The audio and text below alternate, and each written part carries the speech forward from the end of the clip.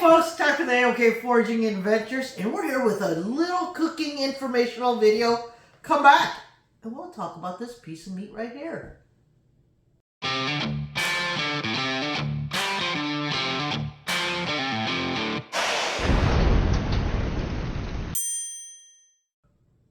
Well, folks, this piece of meat right here is the hindquarter of a deer that a friend of mine has gifted me. So as you can see, this piece of meat here has still a lot of what they call silver skin, I believe, and some fat and stuff like that. We're going to trim it up, and then we'll go on to our next process.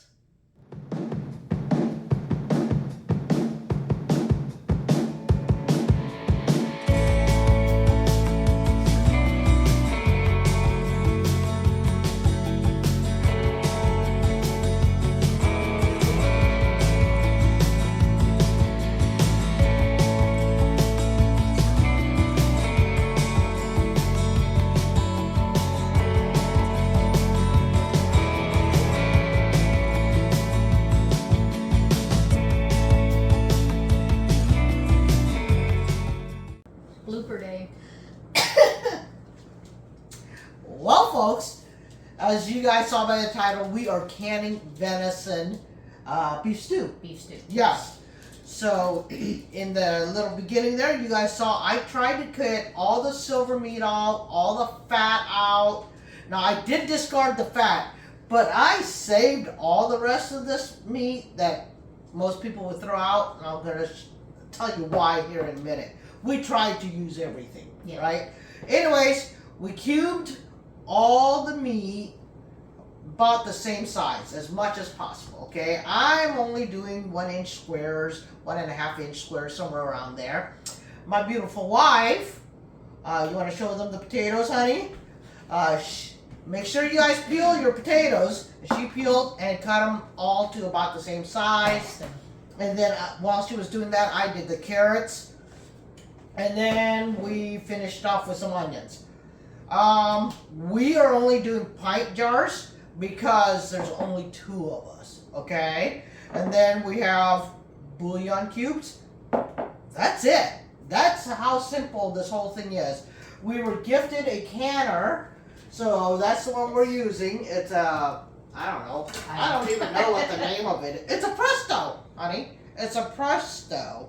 Anyways. Cooker. Yep. Canner. Okay. So here in the state of Iowa, we are at 1,100 feet sea level, somewhere around there. So we only need to use a weight that is 11 pounds, and we only need to pressurize it for 90 minutes. 75 to 90 minutes.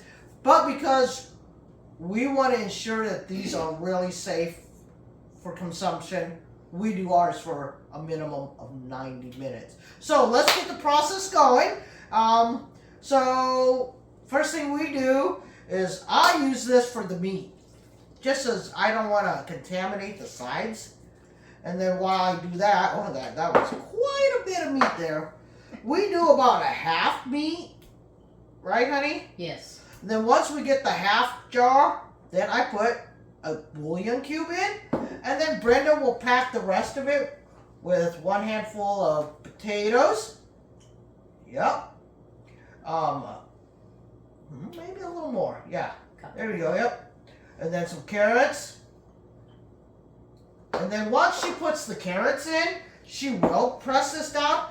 Don't pack it too hard, but enough where you can put more stuff in. And then she tops it off with some onions, okay? So we're gonna do that, and then we'll come back and we'll finish it off.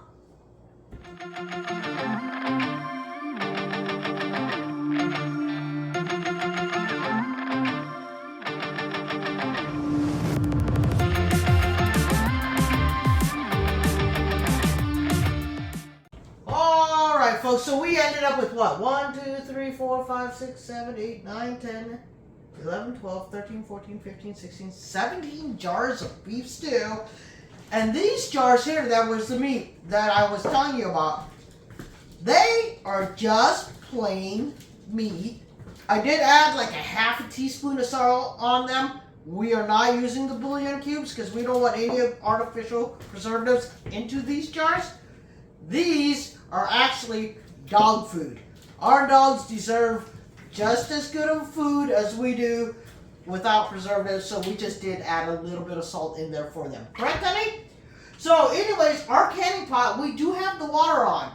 I only have it up about this high because we don't want to submerge our whole jar. And then, where did I put it? Oh, right here.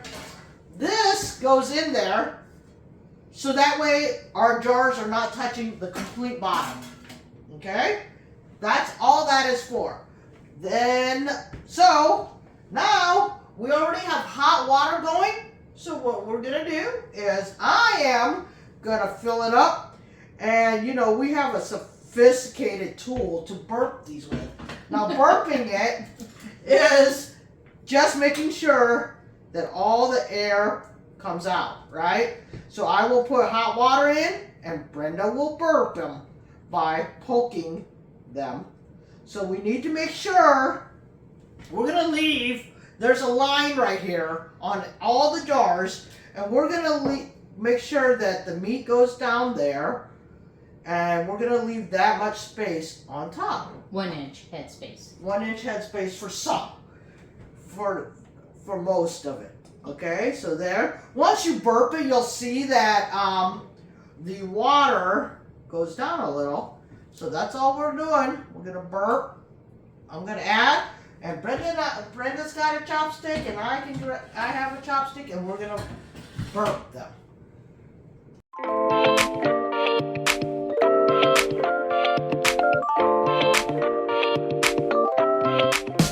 So folks, after that, you'll see the water level drop because the air came out, water sunk down.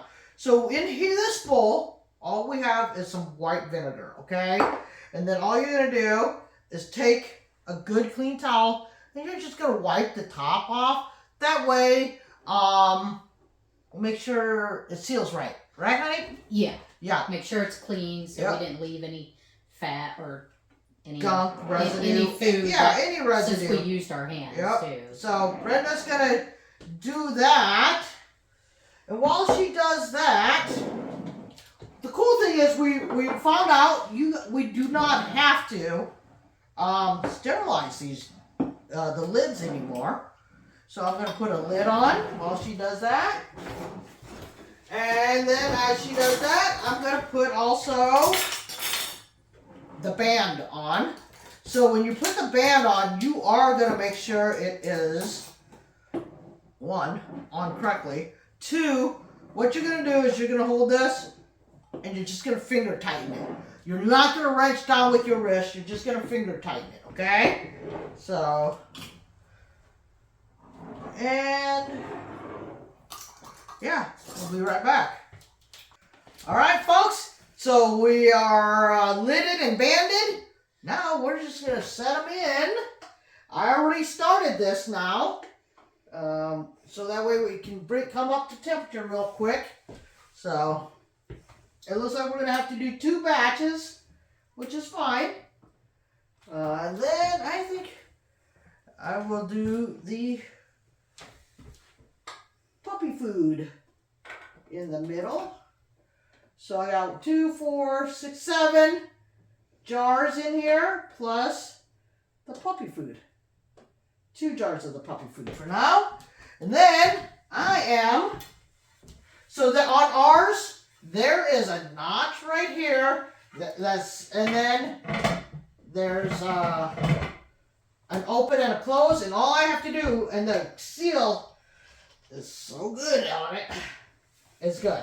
It is good to go. Now I actually turn this sideways a little, so that way my steam hole is not right under my microwave, but I can still see what's going on. So I do set it on high, not high, medium high. I don't want it to come to a boil so fast. I want it to slowly rise. And then I'll come back and we'll talk about this steam hole in a little bit.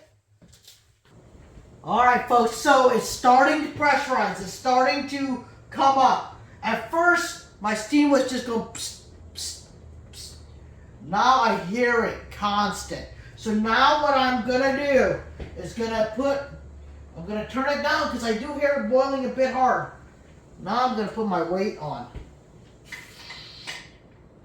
Okay? I'm gonna put my weight on and I'm gonna let this pressure come up. And then once it starts rocking, then I'll start my timer. Well, folks, as you can see, it's 2:52 and this is now up to temp. I'm not gonna mess with anything. All I'm gonna do is set the timer for 90 minutes, which will make it 3:52, 4:22. All right, we'll see you guys at 4:22. All right, folks, it is actually 1 minute past our time because I was getting you guys set up. So all I'm gonna do now is just shut it off. You don't mess with that dial to try and get it to cool faster. Don't take it off the burner. For one, I'm doing this on a glass top. You don't want to ever slide anything off your glass top, and it's way too heavy to lift. So just be patient. Let it cool on its own. That's all you gotta do. Okay? I was watching this guy. Oh my goodness gracious. He slid that thing all. I'm gonna let it cool faster. Oh no. Canning is an art. Be patient with your art. You know, you don't take shortcuts, folks. Well, folks, it finally went to 0. So I'm gonna take this off now. And I'm gonna let it sit for about half an hour. Something like that. Just so that way I know it's nice and depressurized, I guess you could say, because I know it's still super hot in there. So let's get this first jar out and see. Oh yeah, look at that. Look at that, folks. It looks beautiful. Now it's a little dark because, you know, the potatoes.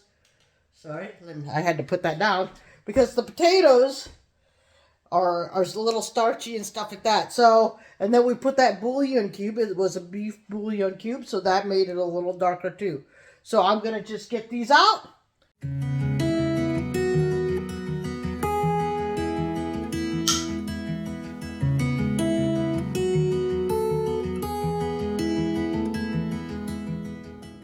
Well, folks, we still have 2 more batches to can, so I'm gonna get going to do that. But I just wanted you guys to know I am going to leave these overnight with the bands around them. And then tomorrow, there we went another pop. That's awesome to hear. Then tomorrow I'll take the bands off. The only reason why is because then tomorrow, if one of them didn't seal, Brenda and I can have it right away. It keeps popping. I love that sound. You know, because you can eat it tomorrow. If it didn't seal, so that way it doesn't go to waste. That's the great part about this whole process, is that nothing really goes to waste unless a jar breaks. It happens. When we try to reuse our jars as much as possible. We look for cracks, we look for damages, and as long as we can't visually see something, we'll reuse it. Well, good morning. Oh, good morning, honey. How was your night? Oh, Late. Well, my night was short. My day was very long. long. Yeah. So, anyways, Well, all I'm doing is just getting the grease off. yep, because all the bands are off now. I'm gonna get those washed up so we can reuse those. But yeah, there was some grease in our pot, so I just thought I'd clean them all off. Yep. Now we don't want to put them away dirty. Right. Greasy. Yep. And then we also have to label them. Yep. Right? Yes. Babe, how many jars did we end up with here? 21 for us. 21 and beef 4 for the kiddos. Oh, that's a lot. Yeah. I mean, we put in some work, but hey, well, it's almost like working. I mean, we worked for a good amount here. So that is awesome. Now, folks, there's reasons why we do our own canning. Mm-hmm. One, the health, right, honey? Yeah. We feel it's healthier. We know where the meat has been from. We know the potatoes, the carrots, the onions, and we know what went into it. Yep. That makes it a lot healthier. No preservatives. Right, and all that. and we're hoping next year we can start a garden. Yeah. Because this ended up being cheaper for us. Yes. Than if you were to buy it in a store, because the meat was gifted to us, right? Yep. And so that's why she said the garden, because there's potatoes, carrots, and onions in here that we paid for. Right. Yeah. And we're gonna, with our fishing, we want to start canning fish. Yeah. So we're just trying to be more self-sufficient. Yes. Yeah. Sustainable, whatever the words are. But yeah, it's gonna, in the long run, save us a lot of money and be healthier. Space. And freezer space. Oh my goodness. Yeah. So, anyways, folks, if you guys like this video, right? Yep. And you're new to our channel, how about you hit that subscribe button? But no matter what, how about you guys give us a thumbs up, a comment. We do appreciate each and every single one of them, don't we, babe? Yes, we do. So, we want to thank you all for watching. Always supporting us. Yes. Until next time, may all your adventures be A-OK. I think maybe we should try one tonight. Oh, yeah, for supper. Yeah. Yeah.